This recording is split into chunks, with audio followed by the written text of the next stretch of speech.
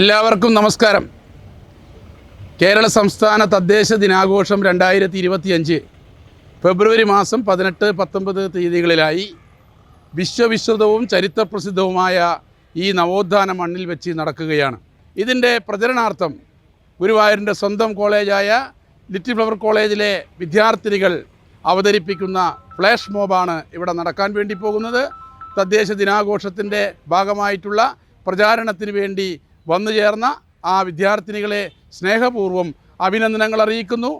തദ്ദേശ ദിനാഘോഷത്തിന് എല്ലാവരെയും സ്നേഹപൂർവ്വം സ്വാഗതം ചെയ്യുന്നു.